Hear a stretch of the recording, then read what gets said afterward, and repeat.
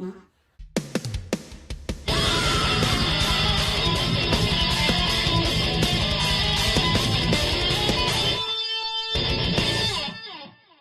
guys, welcome back to Days of Darkness and welcome to the very first DoD Q&A.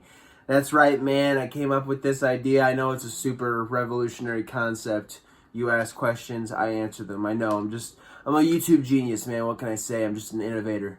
But no, just one more week off of the movie reviews, man. And don't you worry your pretty little head, because at the end of this review, at the end of this Q&A, I will be announcing the next movie review, which is one that I've been wanting to review for quite a fucking long time, because it's just, yeah, we'll get there. But until then, man, we got some questions to answer.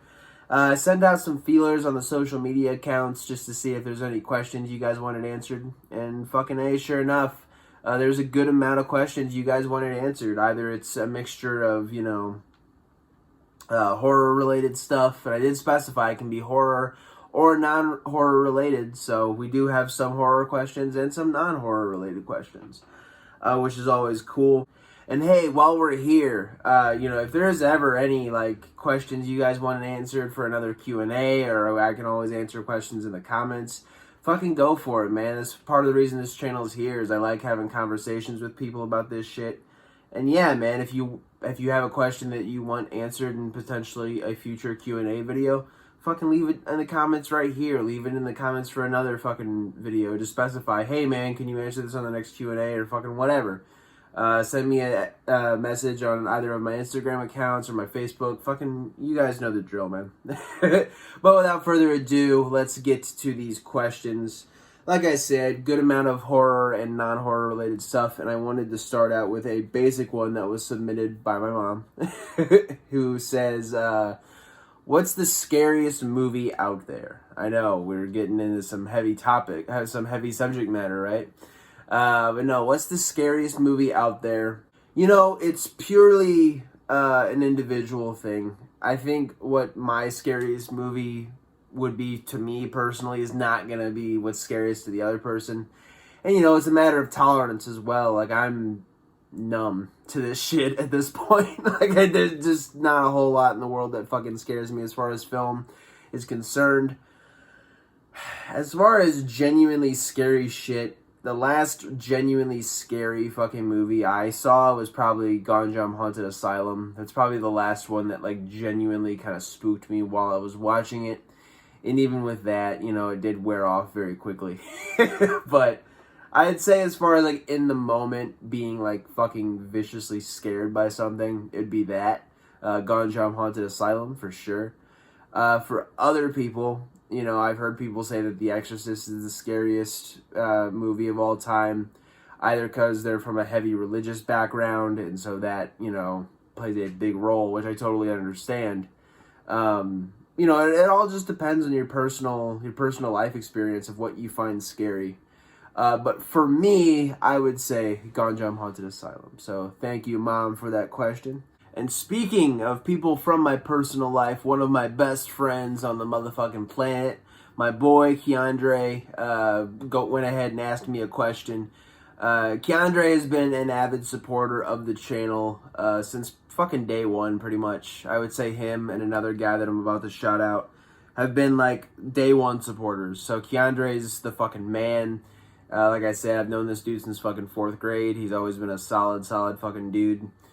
And yeah, man, he went ahead and asked me a wrestling-related question. It is not horror-related, so anybody who doesn't give a shit about wrestling, sorry, but I gotta do my boy right, man. And he went ahead and asked a question, and he asked me, who do I want to win Money in the Bank this year? Now, who I think is gonna win is Cody Rhodes. I think Cody Rhodes is gonna win the fucking briefcase, and he's gonna cash in at SummerSlam. He's gonna announce it way in advance.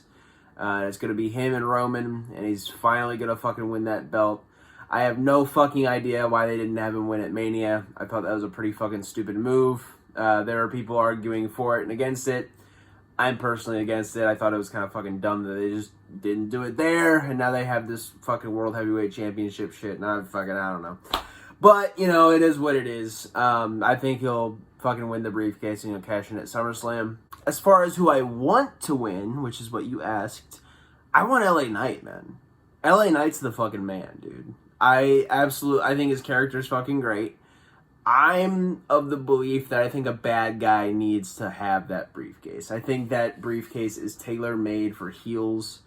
There are good ways to, you know, have baby faces cash in and stuff, but it just never hits the same. Like, it's not a baby face move to, like, swoop in on a guy when he's hurt and then steal the fucking belt. That's heel move 101, dude. Obviously, you know, when Cody wins it, he's probably going to cash in, or announce his cash in way in advance. But, man, LA Knight would just be fucking great. And I think that guy has world title potential all fucking over him. And so I don't understand why he wouldn't win it. I don't understand why they wouldn't put a world title on him. At least, like, Intercontinental US level. But I think the guy's a world champion in the making, and the guy ain't getting any fucking younger, so if they're gonna do it, they better fucking do it now, because LA Knight fucking rules. So, thank you, Keandre, for that question. And speaking of avid supporters of the channel, my boy Ellis, all the way out in Sweden, one of the big homies when it comes to this channel, man. This dude has been absolutely fucking awesome as far as his support is concerned.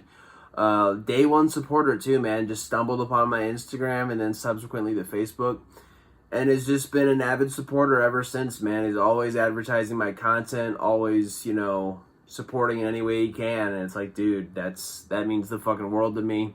So when I got the slew of questions I got from him, obviously I'm going to answer them, man. So let's go ahead and get right to it. But like I say, Ellis, as always, my man, thank you so much, dude. I really do appreciate it. He asks me, one of the questions is, how do I feel about the new Alien movie coming to Hulu? At first, I kind of looked at movies being released, especially franchise films being released on straight to streaming. I kind of looked at as a modern home video release almost, where it's like, oh, that's where fucking franchise is gonna die kind of thing. Because I was just so conditioned to that with like Hellraiser and stuff like that. Just, you know, after a while they just get shoveled on fucking DVDs, and that's just where franchise is gonna die. And so when the Texas Chainsaw Massacre film, the most recent one, was announced for Netflix, everyone was like, oh fuck. And that movie kind of was released to some shaky reviews, man. I personally enjoy it. There is a lot of things about it that I would probably not have at all in that movie. So it's very much so a mixed bag. And then when I discovered that Prey was going to be released on Hulu, I kind of got scared again, because, you know, Texas Chainsaw Massacre happened, and I'm like, fuck.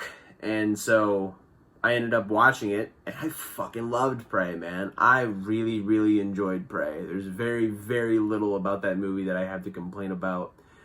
And, you know, you notice, even with the Texas Chainsaw Massacre, these films have a sizable budget, too. It's not like they're cheap-ass fucking bullshit movies. It's just for some reason studios decide to not put them in theaters, which I think financially is kind of a dumb move, but also it can be expensive to put movies in theaters, too, so maybe that comes into it. Business side of shit, I don't know. I can imagine that's the only reason why. But, you know, I watched Prey, was thoroughly impressed by it. I watched Hellraiser, was thoroughly impressed by it. And yeah, dude, so when I heard about the Alien movie coming to Hulu, I'm a lot less hesitant now. Because so far as the films I care about being released directly on Hulu, it's 2 for 2 so far, man. I've enjoyed Hellraiser, I enjoyed Prey. I'm like, fucking let's go, man. I'm all for it. I'm excited to see the new Alien movie. Or is it a series? I'm not sure. It could be a series. Either way, I'm excited to see it, man. Let's fucking see how it is, and there's only one way to find out, and that's to fucking watch it. Next question from Ellis was, how do I feel about living in Missouri? So, you know, the Midwestern United States is all pretty much the same. You go to Missouri, Ohio, Illinois, Indiana, you know, there are some differences here and there. My hair is going fucking crazy.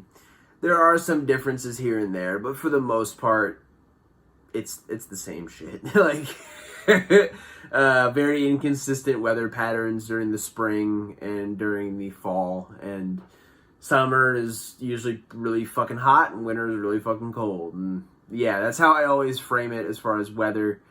As far as St. Louis, Missouri, though, there are some pretty key differences which make me love living here. I've lived here my entire life. Love Emo's Pizza. Emo's Pizza is a big fucking deal. And toasted ravioli is another St. Louis staple that are just two gluttonous, amazing fucking foods, which is, yeah. But other than that, I love the Arch. The Arch is cool. We're just a very flat state, not a whole lot going on, at least from what I see, except, crime rate ain't too good.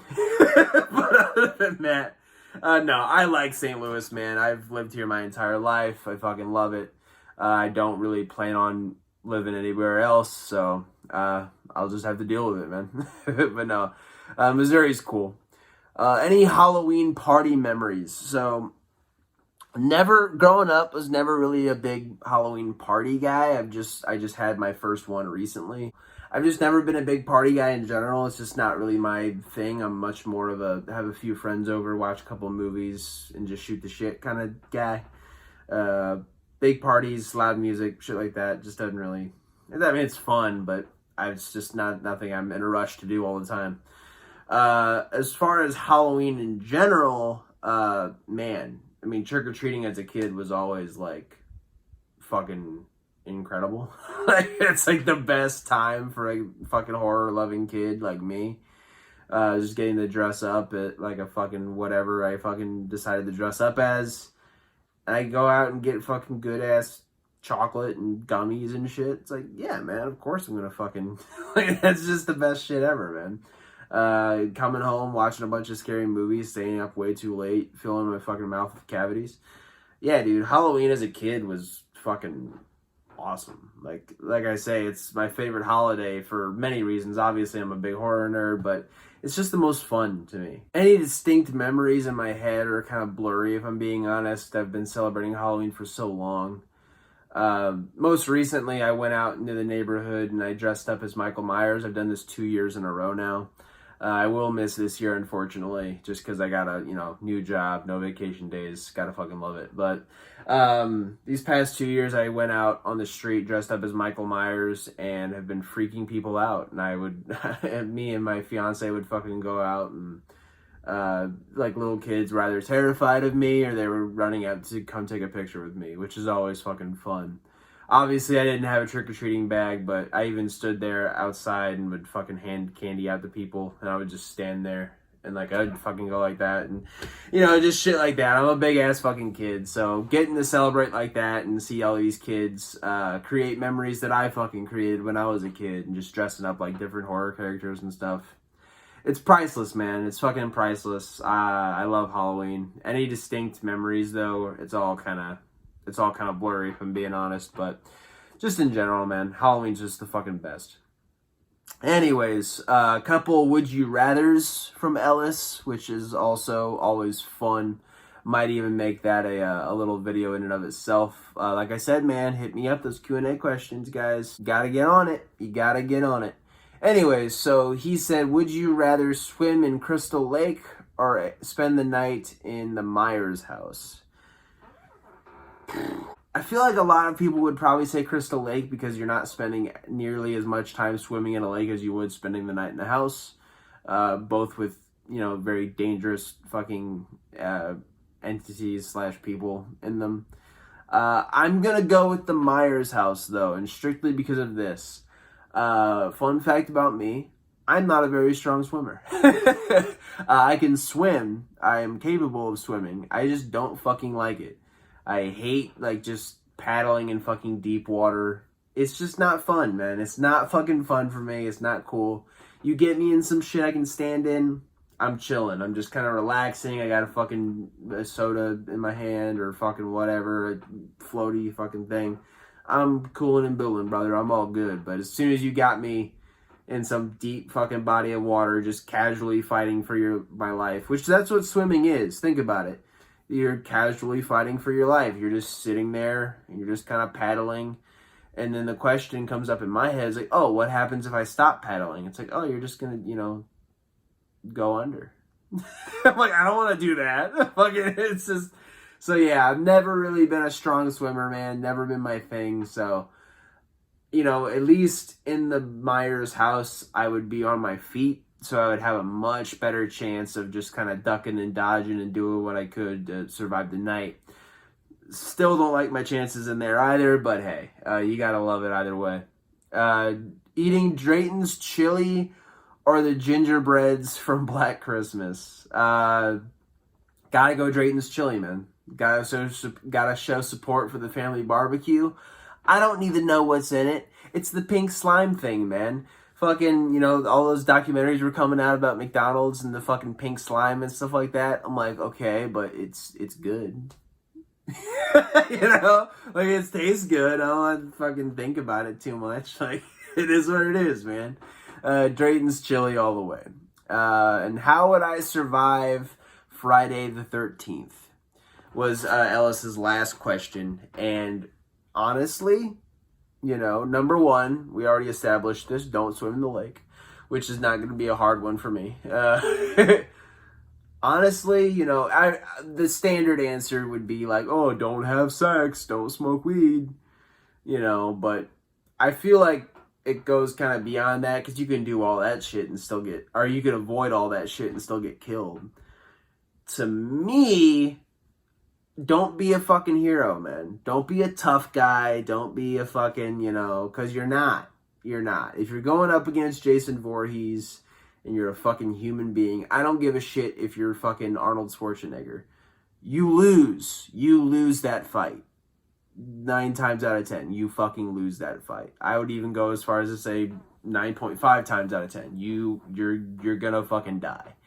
Run. Fucking run. Do not stop running.